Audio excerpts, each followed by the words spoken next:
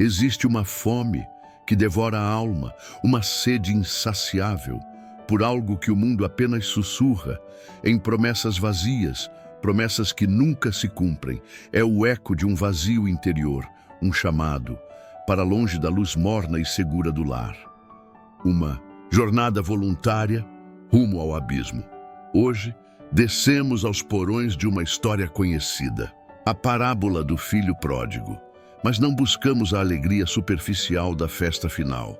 Mergulhamos na escuridão que a precede, na rebeldia fria que rasga o véu da família, na descida vertiginosa ao fundo do poço e na perturbadora, quase escandalosa, natureza do perdão que encontra o homem lá. Prepare-se, vamos revisitar o caminho daquele que escolheu se perder. A história começa em um lugar de aparente paz. Um pai, figura de estabilidade. 2 filhos, herdeiros de uma vida construída, mas sob a superfície calma. Uma tempestade se forma no coração do mais novo. Um desejo inquieto, uma rejeição silenciosa a tudo que lhe foi dado. Então ele ousa, com uma frieza que gela os ossos.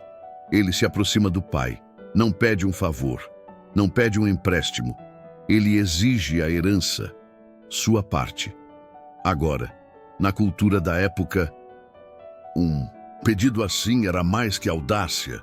Era um desejo velado de morte. Era dizer: pai, para mim, você já não existe. Dê-me o que é meu, para que eu possa viver minha vida longe de você. Imagine a dor silenciosa naquele pedido, a quebra de um laço que deveria ser sagrado. E o pai concede, talvez com o coração partido, talvez vendo a inutilidade de prender quem já partiu em espírito. Ele divide os bens, entrega ao filho a chave para sua própria destruição. Com a fortuna nas mãos, o filho não hesita, vende tudo, transforma a herança em dinheiro vivo e parte para uma terra distante, longe dos olhos do pai, longe das regras, longe da identidade que o prendia. A estrada se abre, prometendo liberdade, mas cada passo o afasta mais da luz, o aproxima mais das sombras. E na terra distante, a liberdade se revela uma miragem cruel. Ele mergulha em uma vida dissoluta. Festas intermináveis, prazeres fugazes, companhias interesseiras. O dinheiro escorre por entre os dedos, como areia. Cada noite de excesso é seguida por uma manhã mais vazia. A risada alta não preenche o silêncio ensurdecedor da alma. Ele busca preencher o vazio com o mundo, mas o mundo apenas o esvazia mais.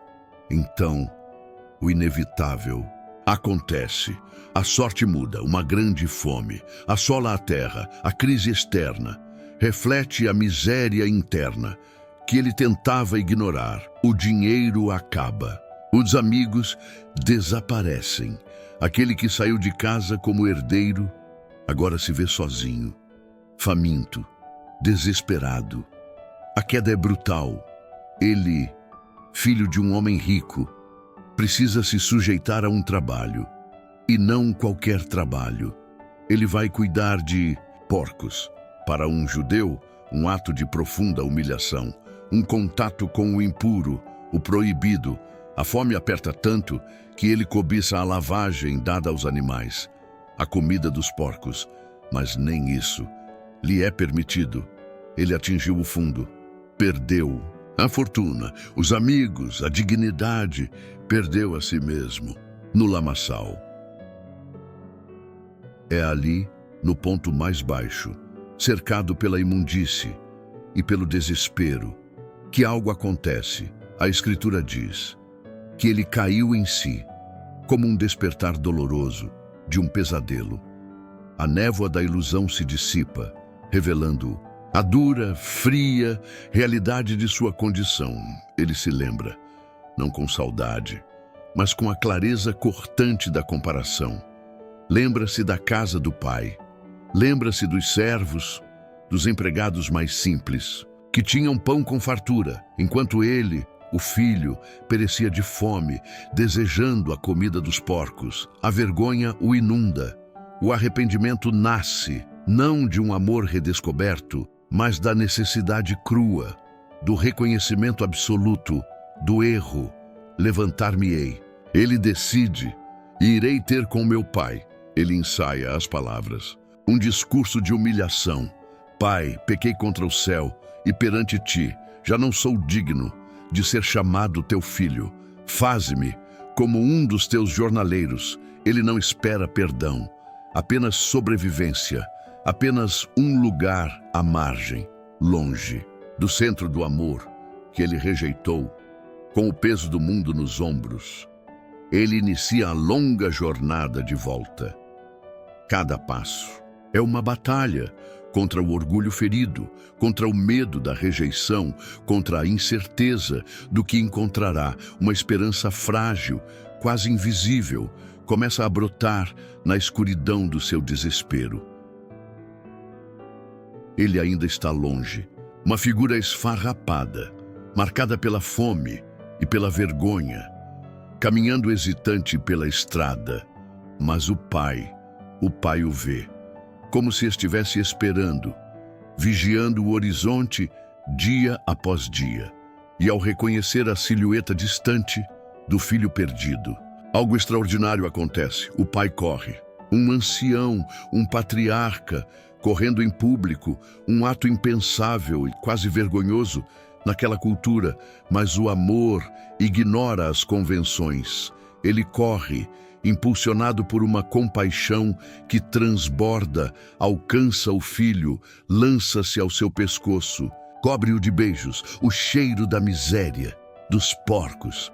Não importa, o pai só vê o filho que voltou. O filho tenta proferir seu discurso ensaiado. Pai, pequei, já não sou digno. Mas o pai o interrompe. Não há tempo para acusações ou auto-humilhação. Há apenas tempo para a restauração. Trazei depressa a melhor roupa.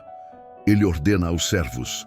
Ponde-lhe um anel na mão e sandálias. Nos pés, a roupa da dignidade, o anel da filiação, as sandálias do homem livre, não do escravo. A identidade perdida é devolvida em um instante. E trazei o novilho cevado, e matai-o. Comamos e alegremo-nos, porque este meu filho estava morto e reviveu. Tinha-se perdido e foi achado. A ordem é para celebrar. Não uma celebração contida, mas uma festa extravagante, o escândalo da graça, o amor, que não faz sentido aos olhos da lógica humana, que perdoa o imperdoável, que restaura o irrecuperável. Mas a história não termina aqui. Há outra sombra. Neste quadro de luz redentora, o irmão mais velho, aquele que ficou, que trabalhou, que obedeceu, ele volta do campo, ouve a música, a dança, pergunta o que está acontecendo e quando descobre a razão da festa, o retorno do irmão esbanjador, a raiva o consome, um ressentimento frio e amargo toma conta de seu coração. Ele se recusa a entrar, recusa-se a participar da alegria. O pai, o mesmo pai que correu ao encontro do filho perdido, agora sai ao encontro do filho que se perdeu em casa. Ele implora, convida, mas o irmão mais velho despeja sua mágoa acumulada. Há tantos anos que te sirvo, sem jamais transgredir uma ordem tua. E nunca me deste um cabrito para eu me alegrar com os meus amigos. Mas vindo este teu filho, que desperdiçou os teus bens com meretrizes, mataste-lhe o novilho cevado. Suas palavras revelam a verdade sombria. Ele nunca entendeu o pai. Via-o como um patrão, não como um pai.